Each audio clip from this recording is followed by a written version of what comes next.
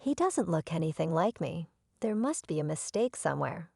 Maybe he's not even my son, Andy remarked, openly favoring his good-looking and intelligent son over his daughter, Crystal. He told me our daughter should get a job as soon as she finishes middle school and destroy the stuff we bought for her high school entrance. I couldn't take it anymore. I packed up and left, taking both kids with me. My name is Misty, an average 35-year-old stay-at-home mom. I used to live with my husband, son, and daughter. My son William has always been handsome, mistaken for a girl when he was a kid. Friends would say, "You should get William into acting or modeling." He's incredibly smart, gentle, and mature. By age 3, he could converse like an adult. On the other hand, my younger daughter Crystal is the cutest girl in the world from my perspective as a parent. However, her appearance differs from the conventional pretty girl. She's a bit plump with curly hair and a round face. Not athletic and slow to speak, to me, she's the most adorable girl in the world. Andy clearly favors William. When he gets home, he only pays attention to him. If Crystal tries to join in, Andy dismisses her, saying she's creepy and trying too hard. William tries to include her, suggesting, "Let's all play together." But Andy discourages it, warning, "Don't play with Crystal. You'll catch her stupidity." William sits uncomfortably, understanding the situation. Even my mother-in-law, Jacqueline, dotes on William and mistreats Crystal. Andy's family owns a store, and he is expected to take over. This obligation leads us to visit my in-laws weekly. Every time we go, Jacqueline gripes and remarks, "Oh, you brought Misty and Crystal again. You could have just brought Andy and William. She treats me like a maid." Over the phone, if we don't attend, I don't enjoy visiting my in-laws, but Andy insists I help with chores. On this day, Jacqueline decides to take William and Crystal to a large local park. Crystal is thrilled to spend time with her grandma. I had an uneasy feeling, but tied up with chores as usual, I reluctantly waved them off. By evening, Jacqueline returned home carrying a tired William on her back. "Oh, he's getting heavy. William's growing up," she cheerfully commented, but there was no sign of Crystal. "Jacqueline, where's Crystal?" I asked, my unease growing. With no hint of guilt, Jacqueline replied, "I don't know." Both were looking tired, but I can't carry both, so I told Crystal to walk back on her own. I couldn't believe what I just heard. A chill ran down my spine. I bolted out of the front door and sprinted towards the park, reeling over myself in a panic. Who would leave such a small child alone? I prayed she was all right. As I burst into the park, I heard a cry, "Mom." The moment I heard that cry, Crystal leaped into my arms. I felt the tension drain out of me. A police officer was standing nearby. "You're her mom, right?" he asked. The park staff found her crying alone and called us. "You shouldn't leave such a small child unattended," the officer admonished me, but then patted Crystal on the head, saying, "It's good your mom came for you." I bowed my head to the officer several times and tightly held Crystal's hand as we headed home. On the way, Crystal spoke up in her innocent words, "Mom, I was sleepy." Grandma said I could nap, so I slept on a park bench. When I woke up, no one was there, and I cried. "I'm not mad, Crystal." "I'm sorry," I said, my heart still racing with fear and relief. "I scared you." I couldn't help but hug Crystal, who was carefully reading my expression. When we got back to my in-laws' place, both Jacqueline and Andy sighed at the sight of Crystal. "So she's found, huh?" Frustrated, I yelled at Andy, "Do you even care what happens to your own child?" Andy wasn't ashamed. He fired back with something shocking. "I don't care what happens to her. She's ugly and not smart. She doesn't look like me at all." You probably had her with another man and are making me raise her. But that's not going to happen." Upon hearing this, Jacqueline also chimed in. It would have been fine if she hadn't been found. Who knows where she came from? I've never cheated. Crystal is absolutely your child. Do you have any evidence of me cheating? I protested, but all they did was mock me. From that point on, my daughter and I never went back to my in-laws' house, no matter how much Andy scolded us or how many sarcastic comments Jacqueline made over the phone. I endured it all to protect Crystal. William had noticed how poorly Andy and Jacqueline were treating us. Grandma would get mad if I also stayed home. "I'm okay going alone. You and Crystal don't have to worry," William said, gently stroking Crystal's head. Although I felt guilty toward William, we stayed home. William is truly a kind-hearted child. Dealing with Jacqueline's mood swings must have been tough, but William managed it with his inherent brightness and charm. I've thought about divorcing many times, but without any qualifications and being just a housewife. I couldn't fathom supporting William and Crystal all by myself, so I had no choice but to endure. A decade had passed since Crystal, and I effectively cut ties with my in-laws. William had become a working adult, and Crystal was about to start high school. She was looking forward to her new backpack and textbooks, and this new chapter in her life. Andy still treated Crystal poorly, but we had both decided to ignore him.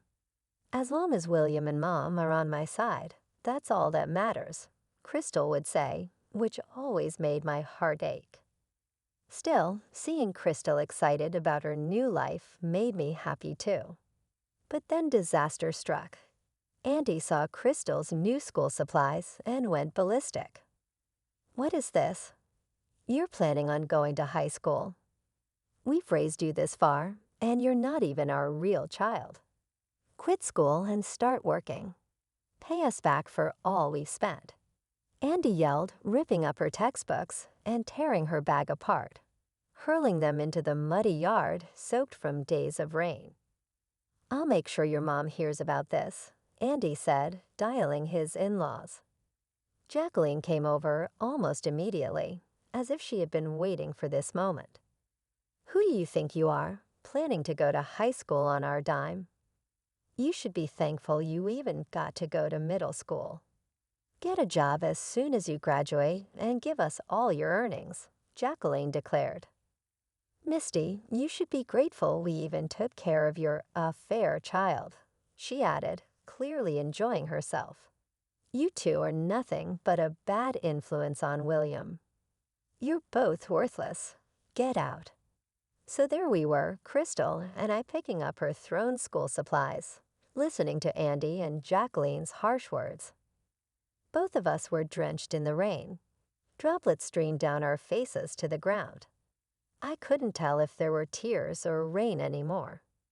With William already moved out, there was no one left to stand up to these two. Crystal and I looked at each other, and we both knew there was no reason left to stay in this house. After that, we packed a few essentials and left. Andy and Jacqueline agreed to the divorce without a fuss. With nowhere to go, we turned to William for help. He was shocked to see us covered in mud and rain, but quickly understood the situation and welcomed us into his home. William offered me a warm shower, a change of clothes, and a soothing drink. Feeling a bit more settled, we sat down to talk about what's next. "I got a call from Dad earlier.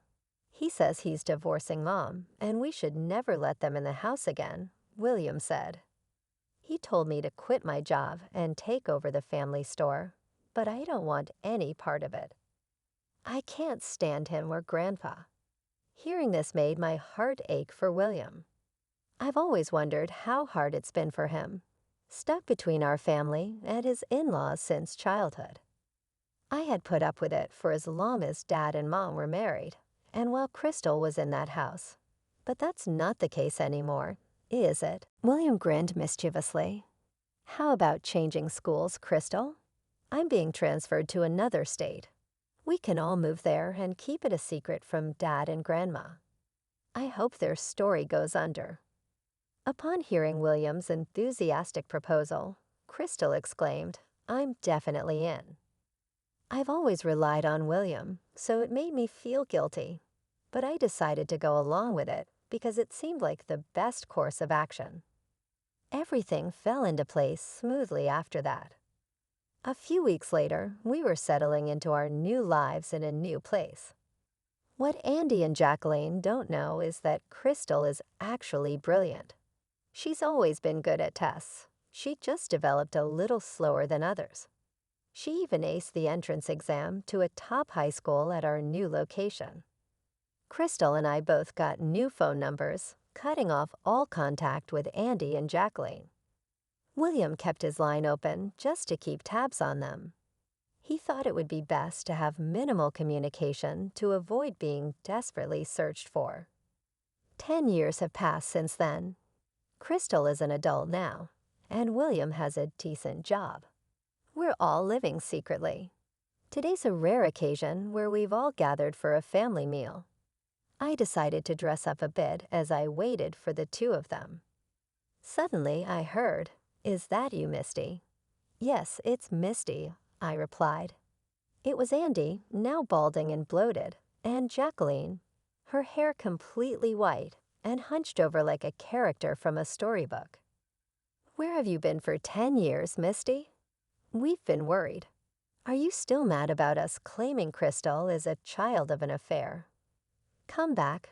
We haven't seen Crystal and William for years. Where are my kids?" Andy ranted, saliva flying from his mouth. "Yes, come back. We're in terrible shape now." Jacqueline shrieked in her hoarse voice.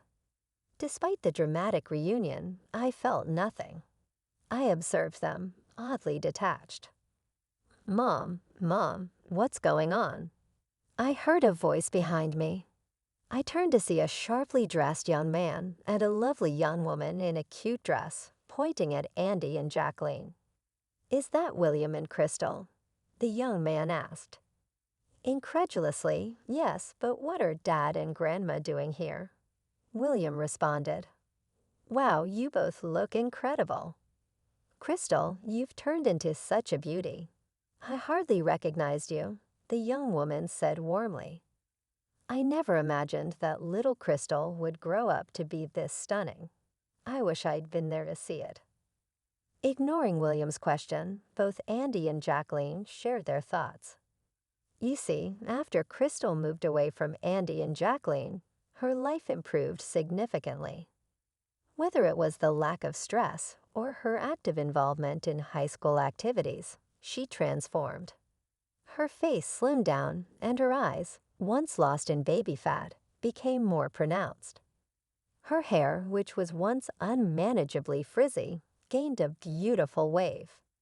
Now Crystal is so adorable that she could stand next to a celebrity and not be overshadowed. Well, since her older brother William is handsome, Crystal must have had the potential to be beautiful as well, Jacqueline added. Both William and Crystal are successful and employed by big corporations. They are the pride and joy of their mother. So the family is back together after 10 years. Let's go out for dinner. I don't have money on me, but you both can pay, right? After all, I raised you, Andy said, placing his hand on Crystal's shoulder. She promptly slapped it away. "Don't touch me. It's creepy."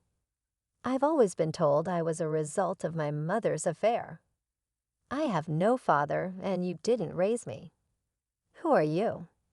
Crystal, now wearing heels, towered over Andy. Enough is enough, William stated calmly.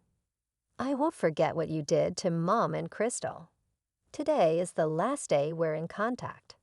Don't bother calling again. Andy exploded with anger. How dare you speak to your parents like that?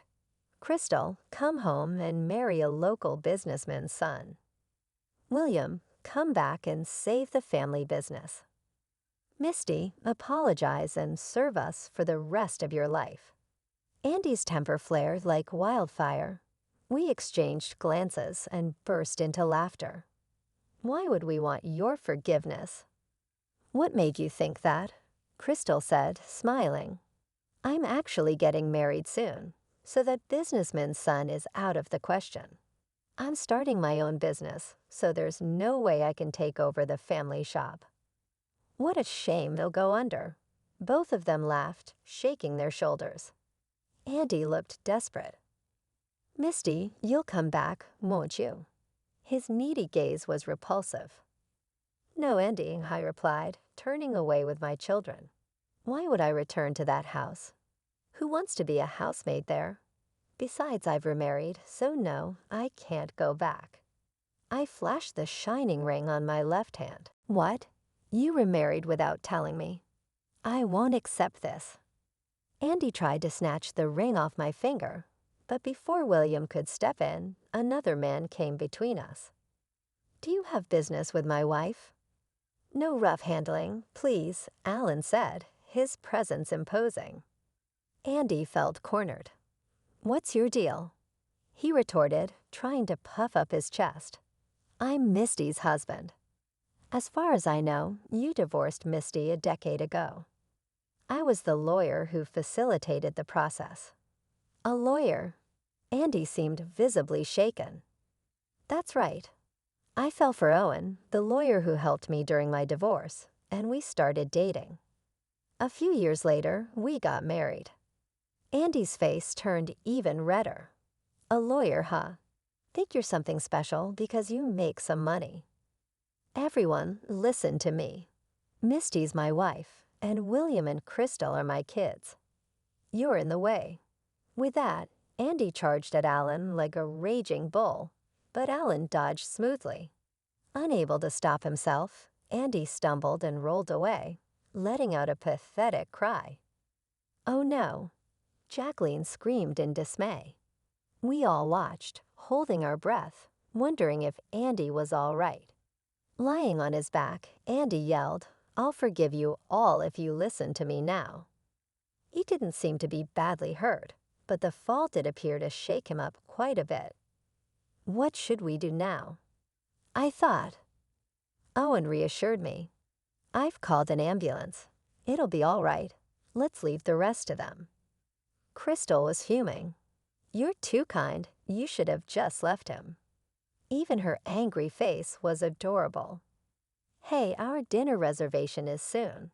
Let's get going, or we'll be late. William reminded us. Yesterday was a special family dinner day. With a reassuring embrace from Owen, we left. We could hear Andy and Jacqueline's verbal abuse behind us, but nothing scared us now. Months later, we heard that Andy's struggling business finally went under. Owen had gotten the news from a real estate contact. For 10 years after we left, Andy had kept things afloat. Surprisingly, now Andy was blaming the fall for not being able to work, leaving Jacqueline to handle both the house and work, struggling to pay off debts. Hearing this, I couldn't help but marvel at how karma works. What goes around comes around.